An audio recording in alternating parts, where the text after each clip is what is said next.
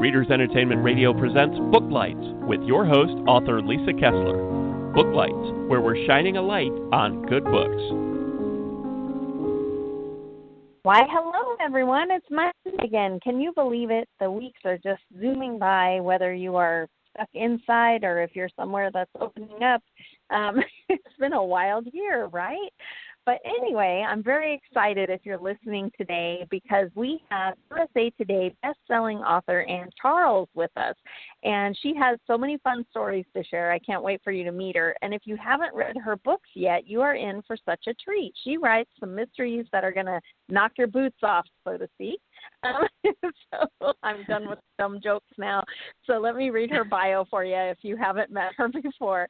Ann Charles is a USA Today best-selling author who writes award-winning mysteries that are splashed with humor, romance, and whatever else sounds fun. Ann has a BA in English with an emphasis on creative writing from the University of Washington. She's a member of Sisters in Crime and Western Writers of America. She's currently toiling away on her next book and wishing she was on a Mexican beach with a nice cold Corona in one hand and a book in the other. When she is not dabbling in fiction, she is arm wrestling with her two kids, attempting to seduce her husband, and arguing with her sassy cat. Most nights you can find her hanging out over at her website, and I did put a link to anncharles.com right there on Blog Talk, so click that anytime you want. You can sign up for her newsletter over there. She's also on Facebook and Twitter, and those handles are also on the blog site. So without any further delay, Ann, are you there? I'm here. Yay! Great to have you on the show today. Thanks for visiting us. You have a new book out, right? I do, and thanks for having me today. It's the 11th book in my Deadwood Mystery series called Devil Days in Deadwood. Why should everybody go buy it today? And can they start on book 11, or should they go back to the first one? Well, I write every book so that if you come in on that book, you'll understand enough of the characters and what's going on to jump in at that point. So you could start on book 11, but if you're like me and you really want to get the full feel of the characters and enjoy it, at the next level, I guess you could say, I would go back and start at the beginning with book 1, Nearly Departed in Deadwood, because that way you really go along with the characters as they grow and change, and you see how they came to be where they're at in book 11. But again, they're not standalone mysteries. It is a series. And it's all connected. But like I said, every time I introduce a character, I try to give you a little backstory in case you're new or you've forgotten, what happened. So that's part of the work that goes into each book is giving enough of an intro to remind you, and then going forward with the story. Right. And I think that for the readers who are listening, I just finished a book and turned it in last night, and I know it is so hard to figure out that balance between how much do I need to give you for a new reader without boring my old reader, right? Correct. Yes. That's always, it's a new, and then with every book, okay, now how do I reintroduce this character without using the exact same thing or something very similar to before? So coming up with a new way of reminding you who maybe the secondary character is and what happened before with them that, is important with what's going to happen in the scene. That's always part of the first, I'd say, 3 to 5 chapters is figuring out that balance and making it exciting, especially if you've been reading the book one. So it's, and if you binge read them, so you're not going, yeah, same old stuff. So you actually want to read as we get going. So, I've spent years and years doing this and still working on always perfecting, trying to write better dialogue, always working on my craft. So that's something I work hard at. And my fans seem to do well. I do get kudos on the side about how they like how I reintroduce a few things to help them remember. So far, I think I'm doing okay with that. Oh, that's so cool. And because this series has been going on so long, are there side characters in it that are like fan favorites that every time, okay, here comes their cameo? I mean, is there anybody in this series that we should be looking for? Yeah, well, there are several, The Deadwood Mystery Series is written in first person, so it's all, you're only in Violet Parker's head, which is part of the fun for me as a writer because it makes it a challenge to show you things happening when you can only look through one set of eyes. So I really love that little challenge on the page as I go along. Now, there are a lot of characters all around here that you could say secondary, but really they're part of the primary group. And, there's Old Man Harvey, who's this fun older guy that right from the start, he's on the first page of the first book with her when she meets him. And he's so much fun to write, and the readers really love Old Man Harvey. He's a lot of the humor, because all my books have humor in them. So he's a big part of that as well, and he's a favorite. And then there's this really hard-nosed cop, Detective Cooper, who started out, one way, and as the time went on, he's part of the team, and he's still kind of hardcore, but he's really developed a following from readers who enjoy him.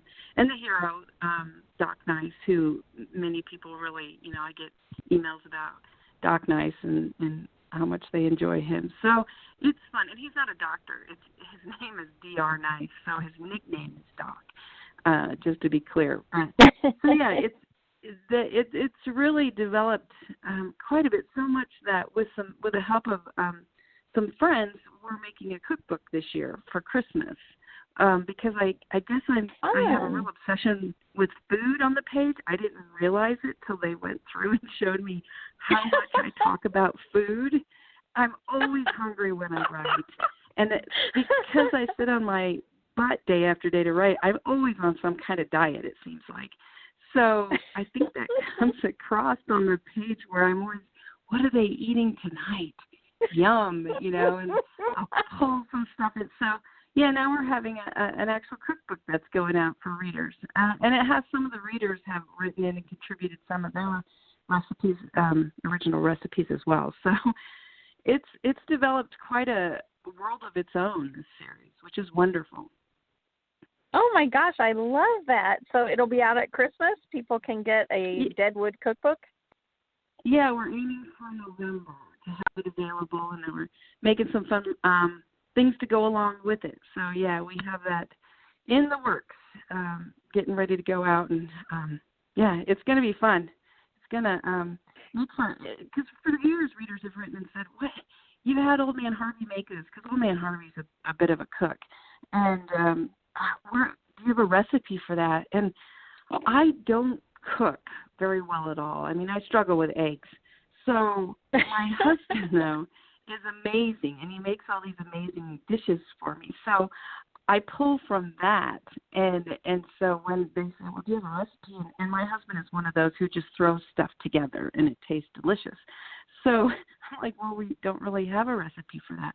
So now we do. We'll have some recipes for all that. So, and we're actually putting with each recipe, as if it pertains to a scene, the lines from the scene, so and which book, so you can go back to that book. And if you want to read a book and make the recipes with that book, you can. So I think it'll be fun.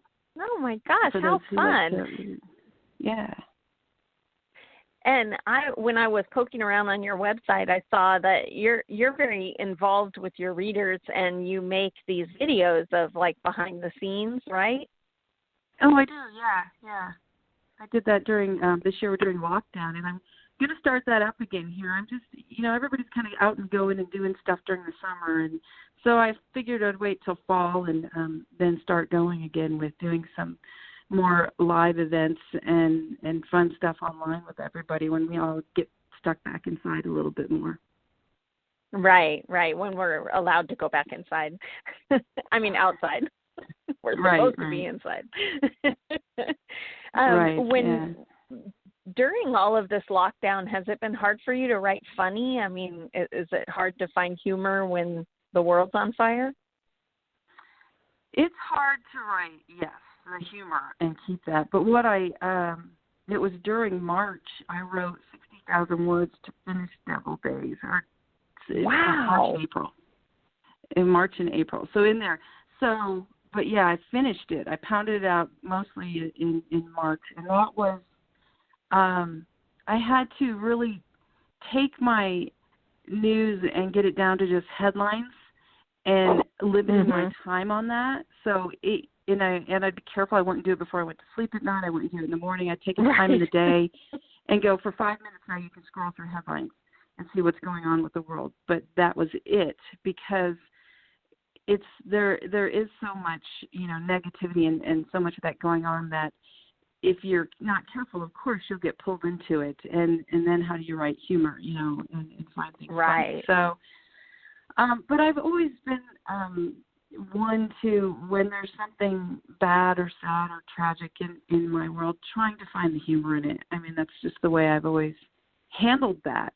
Find the funny to make it so you can get through that tough time. So, and it works well with my stories, and like Violet Parker in the Deadwood Mystery Series, because the struggles she has, the things that happen are not light and fun all the time, but she, through her wit and her sarcasm and her way of dealing with stuff, you laugh along with her as she struggles.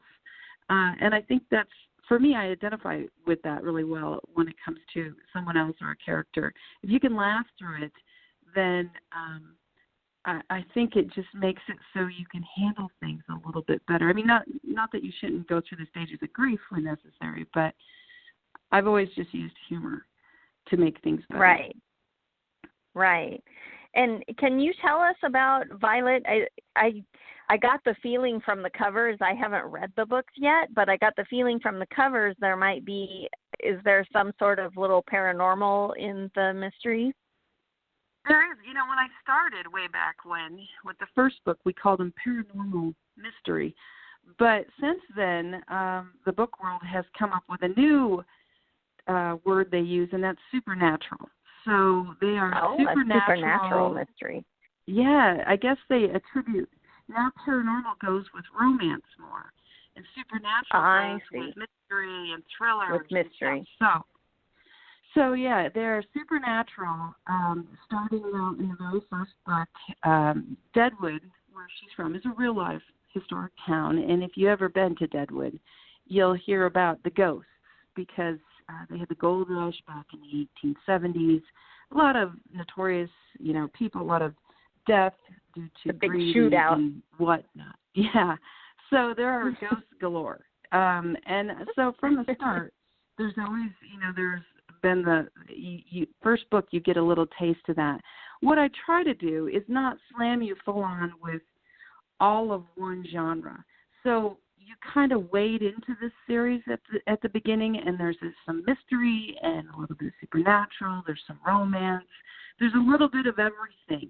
And then as the stories continue, the mysteries are still there, trying to figure out what's happened. Every book has something that has happened, and they're trying to figure it out. But the supernatural continues to grow as things keep going. So it's kind of a slow pull into all that. It's which I enjoy when I watch a movie. Not if I go into it knowing it's a supernatural, that's fine. But I sometimes like the little bit that keeps growing and it gets more exciting. So yeah. So it's there's a purpose behind this. So I do have this big series arc I'm working my way through. Oh, very cool. And is she, I don't want to give away any spoilers, but does she talk to ghosts? Is she a reaper? What's her little supernatural ability? From the start, Violet Parker is a dud, she feels, when it comes to ghosts. And that's something that it came from me, because I was going to all these ghost things. I was doing all these paranormal investigations, different things. And everybody around me was having someone touch their neck or things happening, and I got nothing. Time and again, I'd be like, I have nothing. I am such a dud. But around me, at these investigations and fun things, people were so Violet's kind of based off that from the get-go of, I can't see or hear anything, but there are things happening around her. So from that base, we grow to find out what she can do, what her abilities are, because, again, it is a supernatural series. So she does have abilities, and she does have things she can do. But she has to figure that out, and it's awakening inside of her for a reason that we learn as the series goes on.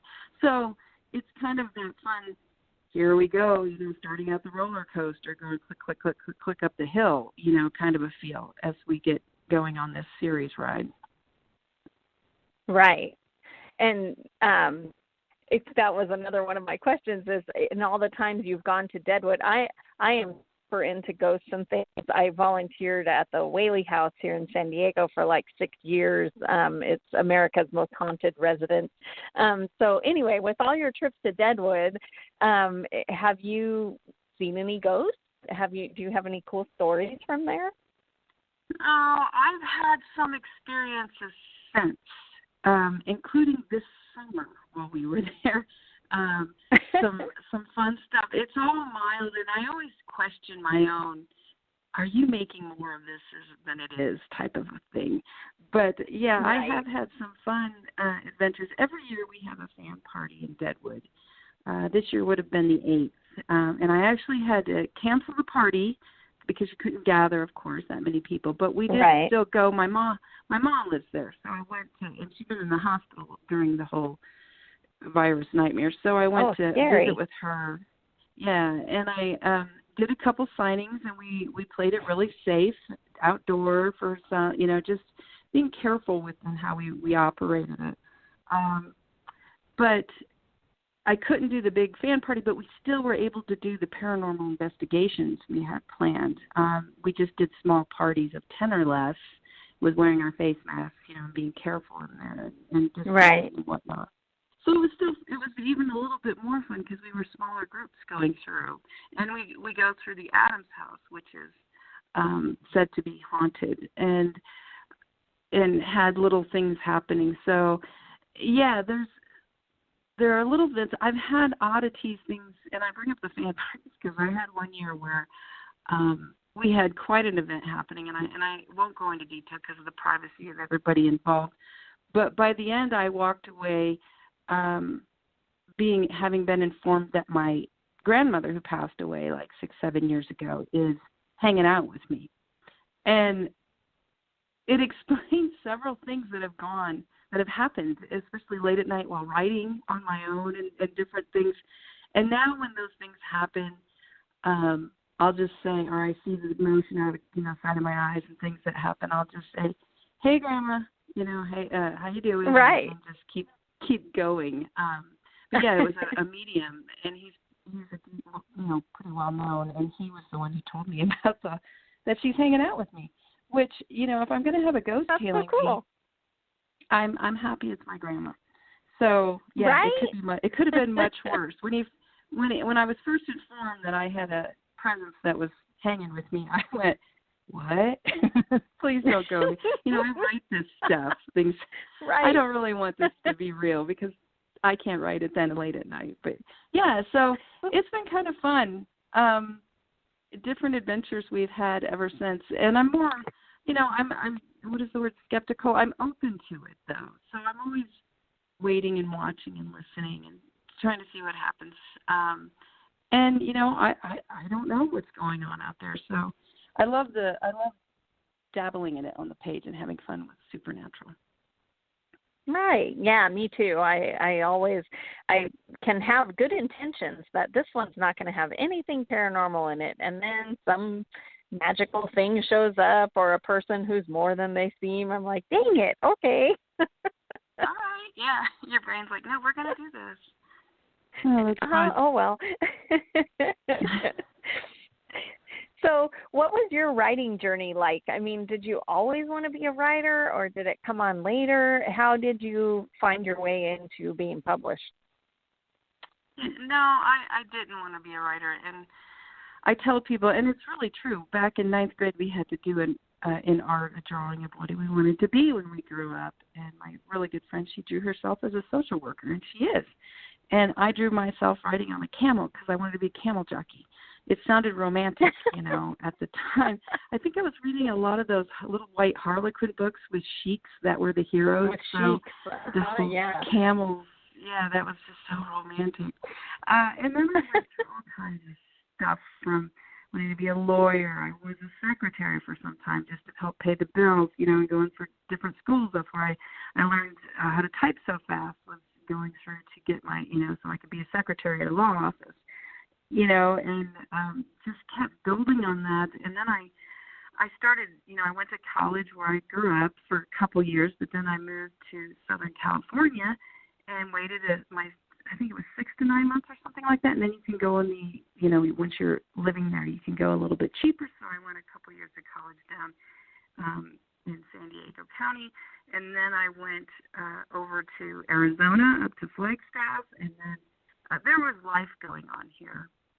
So marriage and whatnot, and then I divorced, but I moved up to Seattle and finished my degree at UW. And by that point, I did do English with a creative writing as a minor, because another story I tell when I talk to readers and writers is every college I went to kept making me take English 101 again, because nobody's was good enough for the next college. And by the fourth time, I was like, okay, I think I'm supposed to do something with English, because I've taken so many English classes now that I can write 2 pages on a paperclip. What do you want me to write about? So that's when it really came on, that all this reading I'd always done growing up and all the daydreaming, let's put this together with writing and see what we can come up with. And that was probably in my 20s when it really got going, early 20s. And did you join, is that when you found Sisters in Crime, or did you just write on your own? How did you start heading toward being published? Well, I started on my own, but then I actually found, because at first I tried to write romances, but I really suck at completely emoting all the time. I have total respect for these writers that can write these emotional books with love stories and give enough conflict with just that, because I had to start killing people on the page to give me enough conflict, I felt like, to write a whole book. So I started off with Romance Writers of America for years, and it's through them that I really learned so much about craft and marketing and promotion, and it's a wonderful group organization to be part of. I've pulled away because I really don't write enough romance to contribute or be part of so much of it. Not to say I don't have romance in my stories. It's just it's not the main focus. So where Sisters in Crime, it's a little bit better fit. And I'm also part of now Western Writers of America, because I write a series with my husband that's a mix of Western and supernatural and humor. Oh my gosh, how cool. It's the prequel series to my main Deadwood series. So it's Deadwood back in the 1870s to show you what happened before that has contributed to cause what's going on in the present. So that's a whole series running on its own. And it's so fun because I love Westerns. I always have. So getting to be part of writing in a Western story, a Western world, back then is so much fun. Plus, I like that everything's set in place back then for the most part, whereas now we keep changing technology, so it makes it a little bit more troublesome as you're writing a long series as things come and go. And especially if you're writing a thriller mystery, you've got to get rid of those cell phones right away, right? I know. When I started, there were Blackberries and things like that, and now it's changed. So right. I have reference to certain things, and I have to be careful about that. I try to be a little more generic sometimes now with what I use, so that if times change, it's easier to kind of adjust to that. Right. Yeah, I love Dean Koontz has a book called Door to December, which is like one of my all-time favorites, and I made my husband read it recently, and he looks at me, because the book came out in the 90s, he looks at me and he goes, popping out of the story when the detectives are driving around looking for a payphone. I'm like, oh. I know, yeah. Technology's changed a little. Yeah, it really makes a difference with how things that can happen. And, sometimes it's good, sometimes you're like, right. Oh my gosh. So who inspires you? Do you read, and are there certain authors that you read them and you're like, dang, I got to go write? Or do you read for inspiration like that? Some authors I do, but it's really different. A lot of I'll be asked what mysteries I read or what supernatural types of stuff I read. And to be honest, I actually read genres that are usually quite different from what I write. And that's for multiple reasons. One is I don't want to read something that is similar, and have accidentally grab onto that idea, not realizing, because it's really easy for your brain to go, oh, I like that, and then put it in, and then over time going, oh, that was something from something else. So I don't want to do that. But I will tend to read, for example, I love Westerns. So I did grow up reading Louis L'Amour, Zane Grey, and some Western writers. But I read in this last time when I finished Deadwood number 11, I actually dove into and I read about 15 historical or Regency romances, which is so different than my genre. But I loved the characterization that went into it. And I know those writers that write that genre have to be so careful, have to do their research, and I'm in awe of the details they remember and use, and they have to get it right because their readers know. Their readers are so smart. So I love to sink into sometimes different time periods totally, and just enjoy something very different from where I've been. I also like to watch movies. A lot of what I do for research and re-energizing creativity is through movies because I'm a visual learner. So watching a scene that really gets me excited about the way they talked or something, and then trying to think how I could pull that into my stories and write something that feels that way, what I see on the screen, that's a fun challenge for me. So movies are really, more than books, I will dig into a series of movies and try to soak up some of that. Pretend I'm a director then on the show. So since you write a series set in Deadwood, you watch Tombstone over and over for inspiration? I have watched, the one with Kurt Russell and Val Kilmer. I love Val Kilmer. Right. But I love that movie, yeah. And there's actually the HBO Deadwood series, but I've seen that, but I haven't watched it repeatedly. Because I spent so much time growing up in Deadwood. My mom has lived there since I was in 7th grade, so I would spend a lot of time there going back and forth between my parents and researching and living, hearing the history, going to different things, fun places there.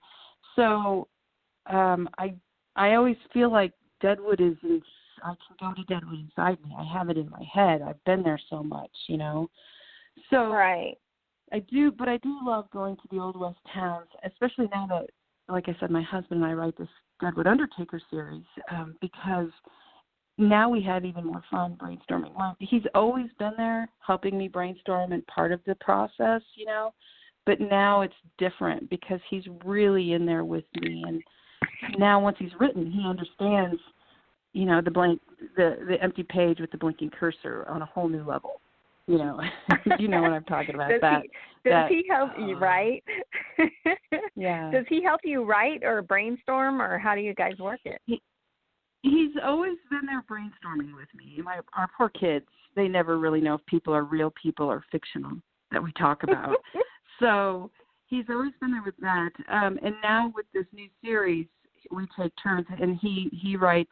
We brainstorm it. He writes the first go through and builds everything and does an amazing job, and then I come in and do my parts, and do different things layering wise. So it's really the new ones, the groups, the stuff we do together is really, our voices are mixed in there. It's not one-sided, like one character's me totally and one's him. It's really a mix of stuff.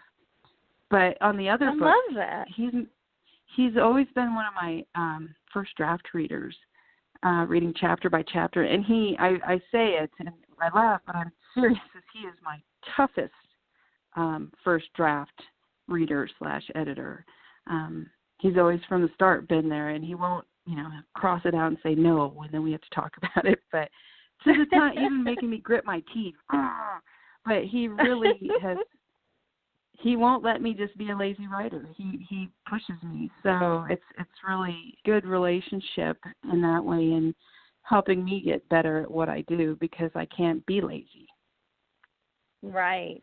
Well, I love that. And I can't believe we're out of time, but before we go, how do you like readers to get in touch with you? You have a reader group, don't you? Well, I have multiple ways. On Facebook, I have multiple groups, but you can find me. I have a regular profile, where you can be friend request, or you can find my author page, which I post a little less to because, of course, Facebook's always wants you to boost everything. But I do post over there, too. So you can find me on Facebook. I'm on Instagram. I'm on Twitter and all that. And if you want to quickly find out where to go to my webpage, our website, www.anncharles.com, and the Connect page. And if you go down there, you can see all the different places you can find me. Or you can send me an email right through there. And you can also join my newsletter, of course. So you can always write to me through any of those ways, and I will try to get back to you as soon as I can. That's so cool. Well, thanks so much for being here, Ann, and I hope you'll come back sometime. This was so fun. Yeah, thank you. Thanks for joining us on Booklights. Bye-bye. Be sure to connect with us at www.readersentertainment.com for articles, blogs, videos, and podcasts that matter to readers.